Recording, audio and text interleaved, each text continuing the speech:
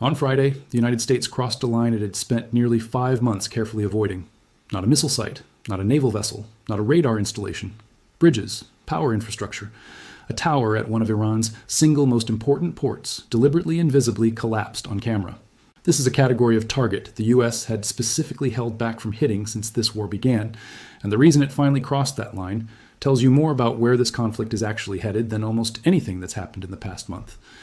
By the end of this video, you'll understand exactly what changed, why it changed on this one specific day, and what a legal expert has already publicly said this particular category of strike could technically amount to under-established international law. Former F-15E combat fighter pilot, former F-16 Thunderbird pilot, years flying commercial airliners since, I want to walk through exactly what happened, in order, because the sequencing here is what actually explains the decision, not just the strikes themselves in isolation. Everything in this breakdown comes from CENTCOM's own statements, direct on-the-record quotes from Trump's interview with Fox News, and reporting from NBC News, The Washington Post, Al Jazeera, and The Hill, cross-referenced against each other rather than taken from any single outlet in isolation. Anywhere a claim comes from only one side of this conflict, I'll flag that clearly rather than presenting it as independently confirmed. Here's what's fully confirmed at this point. On Friday, U.S. Central Command announced it had launched strikes against Iran for the 7th consecutive night, hitting surveillance sites, military logistics infrastructure, underground weapons storage, and maritime capabilities, according to CENTCOM's own statement posted directly to X. But buried inside that 7th consecutive night of strikes was something genuinely new. The United States attacked bridges and other key infrastructure in southern Iran, expanding the target list into a category it hadn't touched throughout this entire renewed phase of the war. Separately, reporting confirmed the U.S. hit more bridges and energy sites and collapsed a tower at a key Iranian port, following through on a threat President Trump had made publicly just days earlier. That threat is worth hearing in Trump's own words, because it removes any ambiguity about whether this was planned or improvised. Speaking to Fox News correspondent Trey Yingst earlier in the week, Trump said, "We're going to hit them very hard tonight. We're going to hit them very hard tomorrow night. We're going to hit them very hard the night after. And then next week, it gets really bad for them. Because next week comes the power plants. Next week comes the bridges." That's not a vague warning issued after the fact to justify a strike.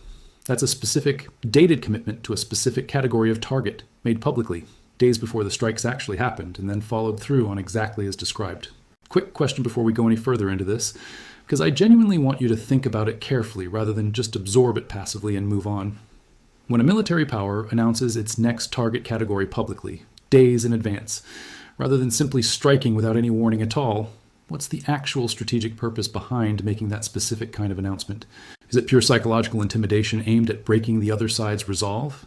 Is it a genuine last chance for the other side to change course before the threshold gets crossed? Or is it something else entirely, maybe aimed less at the adversary and more at shaping domestic political support at home?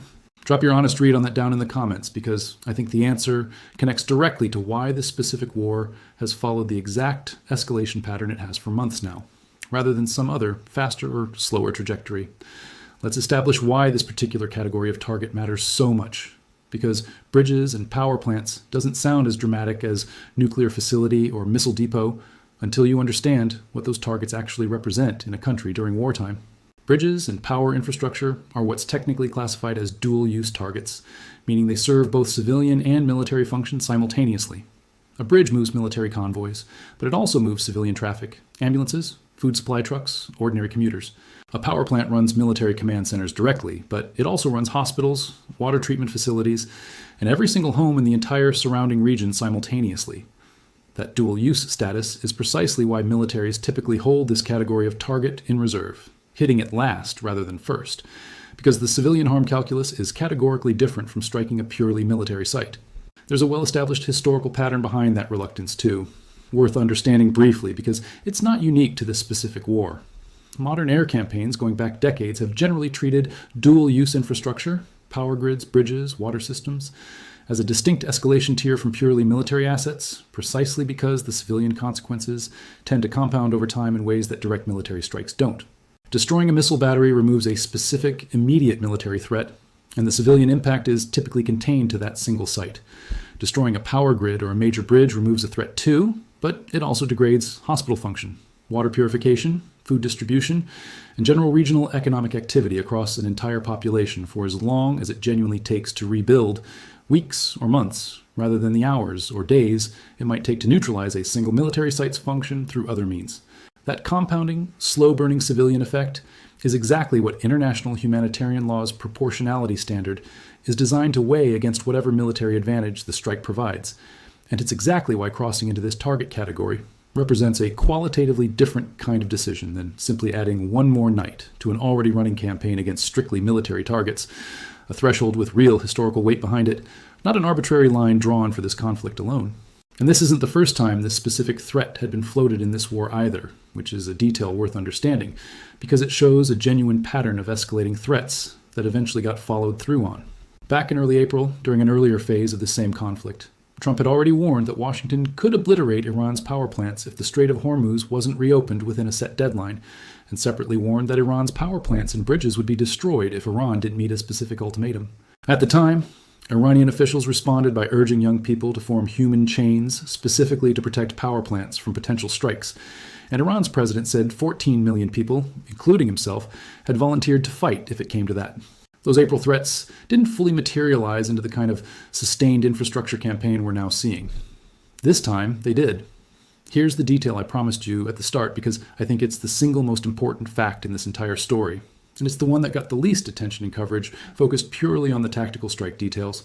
Critics have specifically noted that expanding U.S. strikes to Iranian infrastructure could constitute war crimes if the targets weren't being used for military purposes.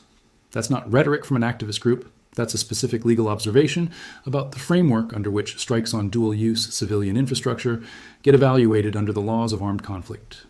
The legal standard generally requires that a dual-use target provide a definite military advantage to the attacking side to justify the strike, and that the anticipated civilian harm not be excessive relative to that military advantage. Whether a specific bridge or a specific power facility meets that threshold isn't something that gets settled by a press statement from either side. It's a fact-specific legal question that depends on exactly what military function that particular piece of infrastructure was actually serving at the moment it was struck. There's a further layer of legal complexity worth understanding here too, because dual-use infrastructure targeting doesn't get evaluated as a single blanket category. It gets assessed target by target, strike by strike. A bridge that's actively being used at the exact moment of the strike to move an armored military column represents a very different, more legally defensible case than that same bridge struck purely because it's theoretically part of a broader network that a military convoy might theoretically use at some future point. The same logic applies to power infrastructure. A plant specifically feeding a known military command and control facility is legally distinguishable from a regional grid that happens to power both a hospital and a barracks somewhere on the same network.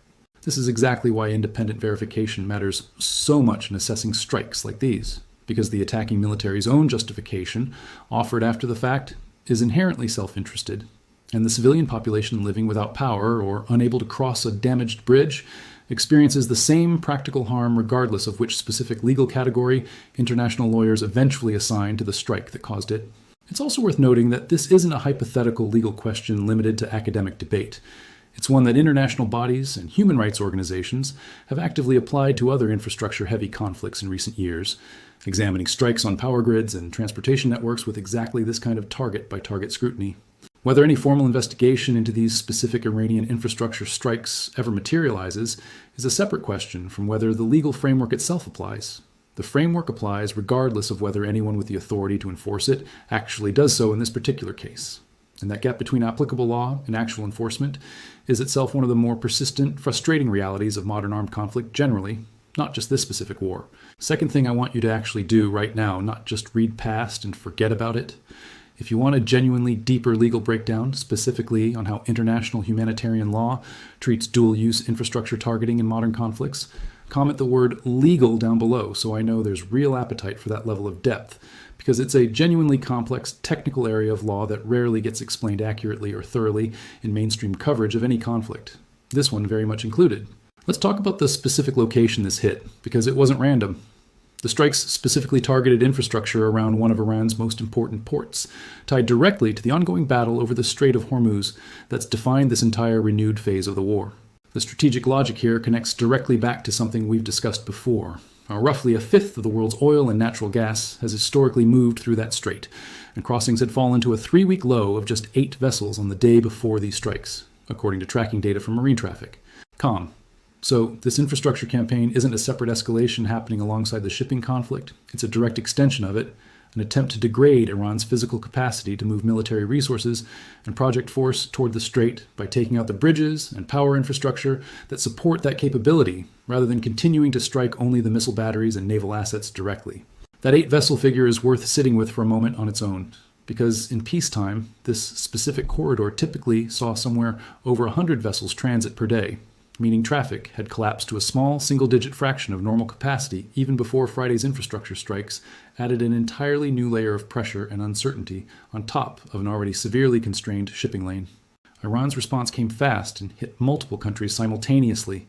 The Islamic Revolutionary Guard Corps launched missiles into U.S. allied nations across the Middle East, including Qatar, notably a mediator in this war, rather than simply a hostile American ally, and Kuwait, where one of the country's water desalination plants was damaged in the strikes. Kuwait's Foreign Affairs Ministry issued a strong condemnation, calling the attacks a flagrant violation of Gulf states' sovereignty. There's a specific irony worth sitting with here. Iran retaliated against the American expansion into dual-use infrastructure by striking exactly the same category of target itself, a water desalination plant, a facility whose entire function is civilian, keeping people supplied with drinking water, hit in direct retaliation for American strikes on bridges and power plants justified partly on dual-use military grounds. Both sides, in other words, are now actively targeting the exact category of infrastructure that keeps ordinary people's daily lives functioning normally, each one framing its own strikes as justified military necessity, while simultaneously condemning the other side's version of that same tactic. The port tower detail deserves its own closer look too, because it's the single most visually dramatic element of Friday's strikes, and it tells you something about intent that a strike on a bridge alone doesn't.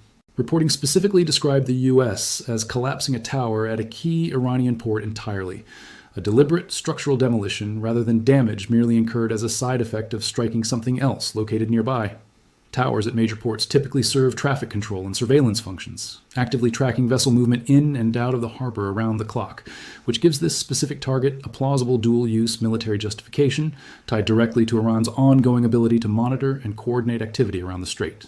But the choice to specifically collapse it, rather than simply damage the surrounding facility, also carries clear symbolic weight, a visible, photographable demonstration of American capability and intent that would circulate through Iranian and international media regardless of the tower's precise military function on any given day.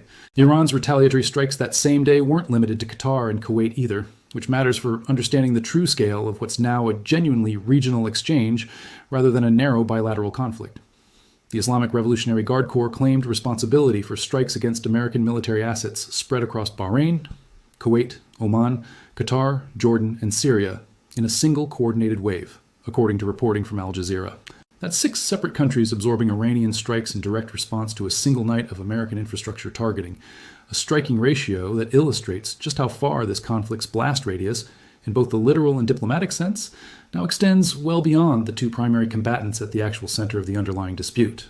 Every one of those 6 countries has its own domestic political pressures generated by hosting American forces while absorbing Iranian retaliation for a war it isn't itself party to, and that accumulating strain across 6 separate governments is its own slow-burning consequence of this war's continued escalation, entirely separate from the direct U.S.-Iran exchange itself.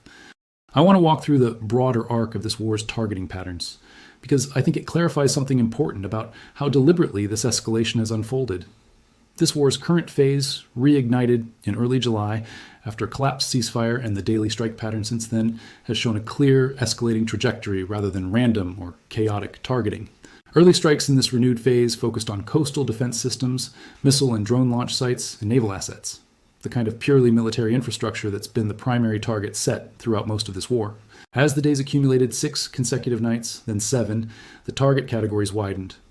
Reporting from the 6th consecutive night specifically noted attacks on Iran's infrastructure occurring alongside a retaliatory Iranian attack that damaged a power and desalination plant in Kuwait, meaning the infrastructure for infrastructure exchange pattern had actually already begun building even before the more dramatic bridge strikes made headlines on night 7. This is a war that has been climbing a specific, observable escalation ladder night by night, not one that jumped straight from purely military targets to civilian infrastructure in a single dramatic leap. Let's actually trace that ladder from the beginning, because the specific sequence matters for understanding just how gradual and, frankly, predictable this escalation has been. The ceasefire that collapsed in early July had itself followed a 14-point memorandum signed by both countries back in June, which, for about 10 days, genuinely held. The naval blockade lifted, commercial shipping resumed, and there was real cautious optimism the war might be winding down entirely. That optimism broke down when continued Israeli military operations on the separate Lebanon front gave Iran grounds to argue the broader ceasefire framework had already been violated. And once Iran's Revolutionary Guard began striking commercial tankers directly again in early July, accusing them of transiting the strait without Iranian permission, the entire arrangement collapsed within days. The United States responded by reimposing its naval blockade and beginning a new round of strikes. And from that reignition point forward, the pattern has been remarkably consistent. Strike, retaliation, counter-retaliation, each night's target list pushing marginally further than the night before, rather than any single dramatic jump. By the fourth consecutive night of this renewed campaign, CENTCOM had already confirmed more than 20 U.S. Navy warships and hundreds of military aircraft operating actively across the Middle East in direct support of the overall effort, describing American forces in a public statement as remaining vigilant, lethal, and ready. By the sixth night of this specific renewed round, strikes had already begun touching infrastructure adjacent to the purely military target set that had defined the war up to that point. And Iran's retaliatory strike on a Kuwaiti desalination plant that same night represented Iran's own first clear step into the same category, days before the more widely reported American bridge strikes made international headlines on Night 7. So by the time Friday's infrastructure strikes occurred, both sides had already been edging toward this exact target category for at least 48 hours, which is precisely why understanding the full week's sequence matters more than fixating on any single night in isolation. The shift didn't happen in a vacuum. It was the visible culmination of a trajectory that had been building steadily since the ceasefire first broke down. There's a broader diplomatic and military signal buried in all of this, too, one that connects to something Trump said in the same interview where he telegraphed the infrastructure strikes. In a separate conversation, Trump declined to rule out ground troops in Iran if Tehran doesn't reach a deal, telling a reporter simply no when asked directly whether ground operations remained on the table. Taken together with the infrastructure strikes, that refusal to rule out ground troops suggests a war that's still actively climbing its escalation ladder rather than approaching any kind of ceiling. Infrastructure strikes specifically tend to function as a form of pressure aimed at a civilian population's tolerance for continued conflict. A different kind of leverage than purely military strikes, which degrade fighting capability directly. Combining that infrastructure pressure with an unruled out ground option signals a strategy working multiple pressure points simultaneously, rather than committing to any single approach. That combination arrived alongside another significant signal this same week, a scheduled primetime address to the nation, announced days in advance for Thursday evening, specifically timed to coincide with this renewed fighting. The announcement itself, posted to Trump's social media platform, gave no specifics on content ahead of time, simply stating the president would be addressing the nation directly, which is itself a notable escalation in public messaging on its own. A primetime national address is a considerably higher profile communication tool than a standard press statement or a single offhand interview remark, and reserving it specifically for a moment, coinciding with the infrastructure escalation, suggests the administration viewed this particular juncture in the war as significant enough to warrant that higher level of public communication. Iran's own public statements throughout this stretch have matched that elevated rhetorical register. A top Iranian military advisor explicitly and publicly warned the United States could face what he specifically described as a full-scale offensive in the coming days if the American strikes continued straight through the weekend. A specific, dated threat rather than vague general defiance. That warning matters because it establishes a concrete, specific marker to actually watch for going forward if the current pattern of nightly American strikes continues past the weekend as Iran's own statement anticipated, and no full-scale Iranian offensive materializes in response. That tells you something meaningful about the gap between Iranian rhetoric and Iranian operational capacity at this specific stage of the war. Conversely, if that threatened full-scale response does materialize, it would represent the most significant single escalation from the Iranian side since this renewed phase of fighting began in early July, a genuinely different order of magnitude from the nightly missile and drone exchanges that have characterized the conflict up to this point. I also want to be direct about something because I think it matters for understanding how seriously to weigh any single day's headlines in a war that's been running this long. This specific infrastructure escalation is genuinely significant. It represents a real shift in targeting category that had been deliberately avoided for months, and the legal questions it raises are real and unresolved. But it's also true that Trump has issued strikingly similar infrastructure threats before in this war, back in early April, using nearly identical language about power plants and bridges, and those earlier threats did not immediately produce the kind of sustained infrastructure campaign now underway. That pattern is worth holding on to. not because it means this time is somehow less real or less consequential. The strikes on Friday genuinely happened and were independently confirmed by multiple outlets, but because it's a useful reminder that rhetorical escalation and actual operational escalation don't always move in perfect lockstep in this conflict. And distinguishing between the two requires tracking what's actually been struck, not just what's been threatened. Those earlier April threats are actually worth walking through briefly, because the comparison sharpens exactly what's different this time. Back then, Trump warned Washington could obliterate Iran's power plants if the Strait of Hormuz wasn't reopened within a specific deadline, and separately said the whole situation would turn into what he called hell if Iran didn't comply, deploying strikes that did hit 2 bridges and a train station at the time, according to reporting from that period, alongside broader strikes on Iran's Karg Island oil export hub. So it's not accurate to say April produced zero infrastructure targeting at all. Some limited strikes on transportation infrastructure did occur even then. What's different this time is scale and sustainment. April's infrastructure strikes were narrower and didn't develop into the kind of sustained multi-night infrastructure campaign now underway across a full week of continuous strikes. And Iran's own retaliatory response this time, hitting 6 separate countries in a single coordinated wave rather than a more limited response, suggests both sides now view this specific round of escalation as more consequential and more likely to persist than the earlier April exchange turned out to be. Let's talk about what happens from here, because I think the trajectory matters more than any single night's target list. If this infrastructure campaign continues and expands, rather than proving to be an isolated incident, the practical effect on ordinary Iranians will be immediate and severe in a way that purely military strikes generally aren't. Damaged bridges disrupt the movement of food, medical supplies, and civilian traffic, not just military convoys. Damaged power infrastructure affects hospitals, water treatment, and every home connected to that grid, not just command centers. That's precisely why this category of target carries the legal and moral weight it does, and why crossing into it represents a genuine escalation, rather than simply more of the same conflict continuing at the same intensity. It's worth putting this specific escalation in the context of the war's overall human toll, too, because infrastructure strikes don't happen in isolation from everything else this conflict has already cost.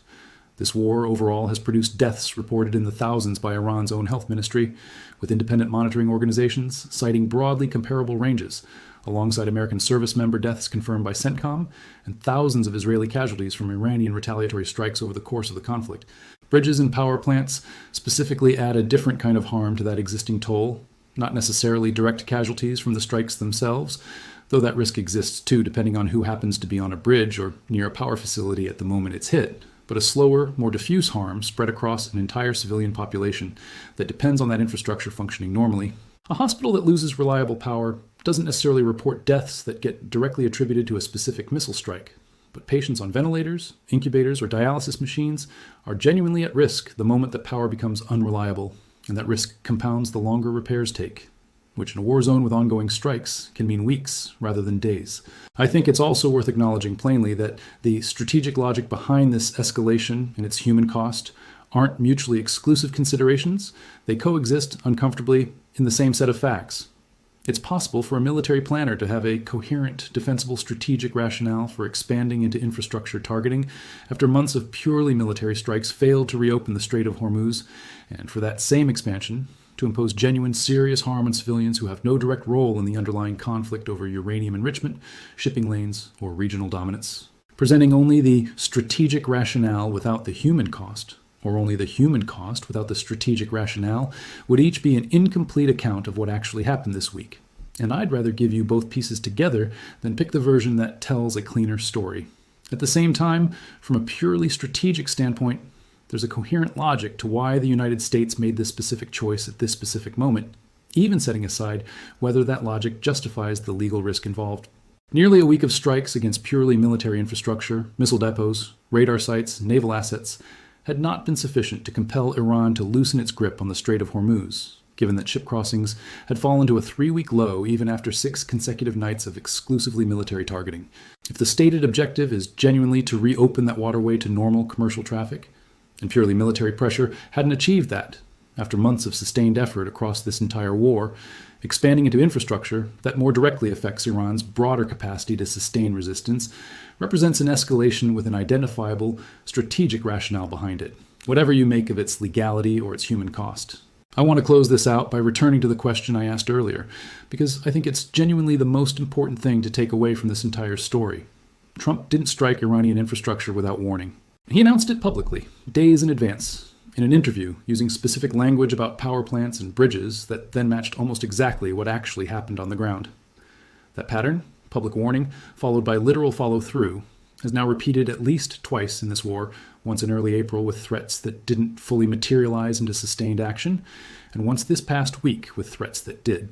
I think that pattern itself tells you something important about how this specific war has been conducted from the American side throughout. Escalation announced ahead of time, rather than sprung as a surprise, giving Iran repeated, explicit opportunities to change course before each new threshold actually gets crossed.